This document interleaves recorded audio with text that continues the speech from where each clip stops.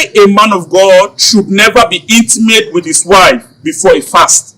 In the life of a pastor, the transition from husband to a prophetic voice requires a deliberate shifting of gears. This is a provocative topic that taps into deep traditions of spiritual disciplines, self-denial, and the set-apart nature of leadership. In many theological circles, this is seen as the ultimate exercise in consecration, prioritizing the spirit over the most intimate of earthly bonds. Here are 4 important reasons why pastors or men of God should never make love with their spouse before fasting.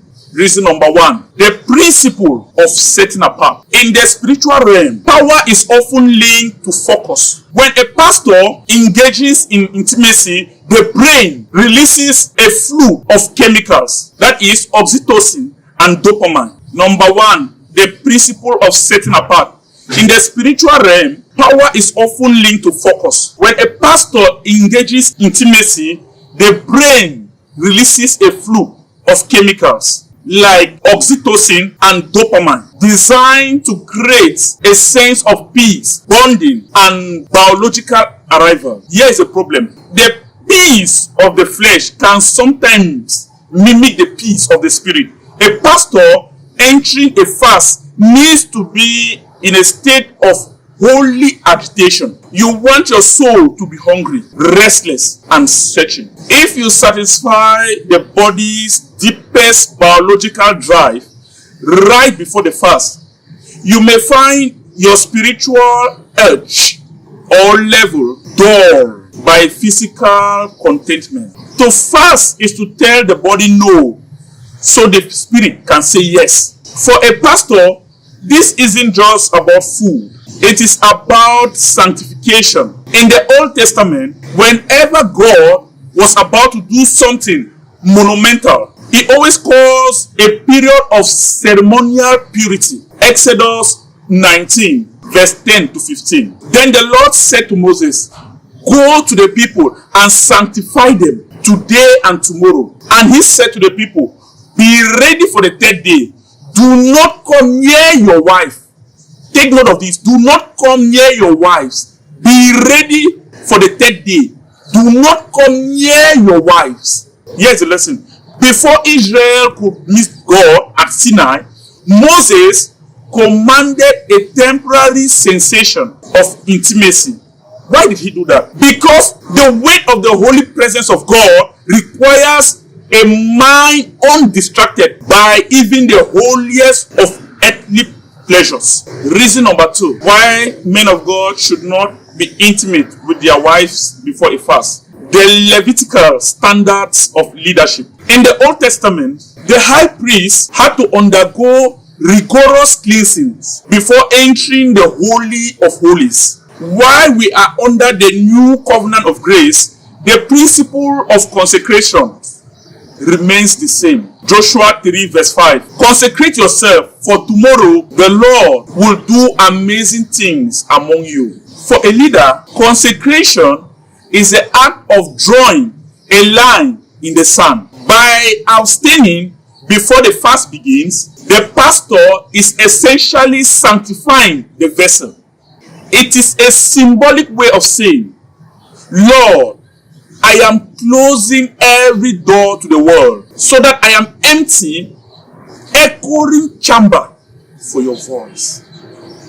I repeat again, it is a symbolic way of saying, I am closing every door to the world so that I am an empty, echoing chamber for your voice.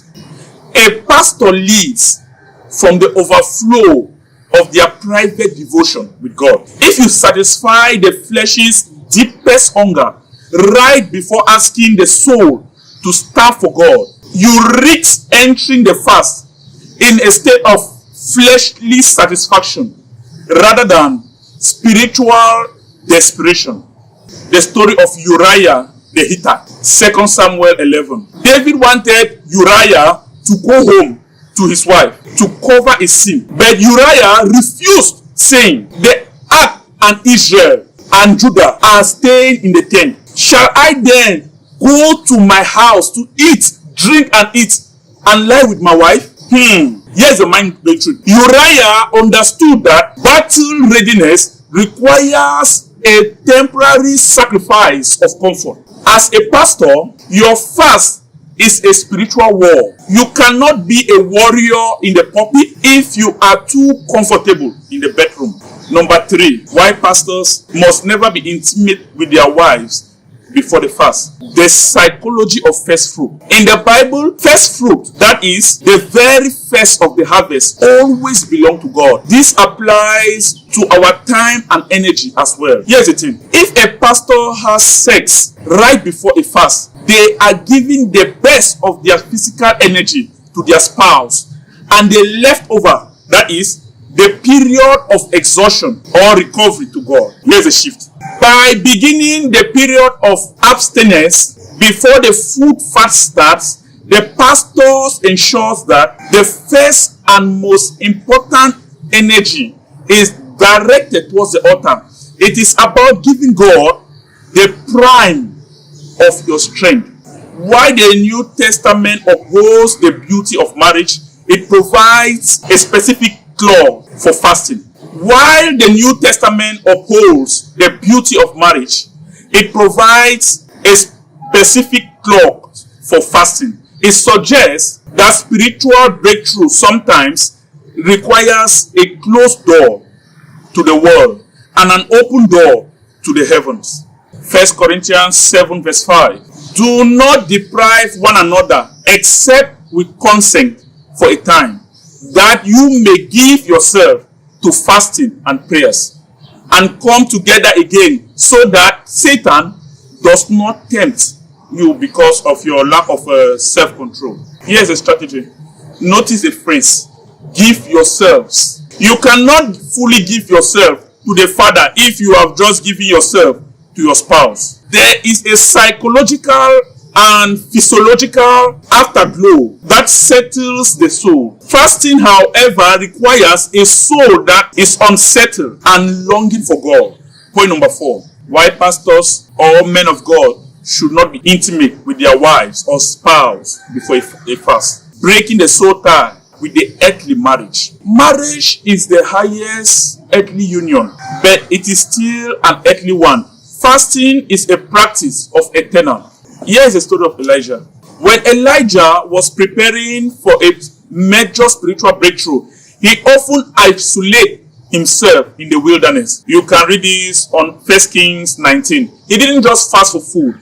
He fasted from society. How to apply this? Sex is the ultimate form of human connection. To truly fast unto the Lord, a pastor may feel the need to temporarily sever the most godly human connections to ensure their signal to heaven is clear and uninterrupted by humans' emotions. When you starve the flesh entirely, not just of bread, but of every earthly solace, you create a vacuum that only the Holy Spirit can fill. Pastor, your wife is a blessing and the intimacy is holy, but the fast is a radical act of intercession. By choosing to abstain before the fast, you are telling God, nothing, not even the person I love most on earth, comes before the word I must receive from you and for your people.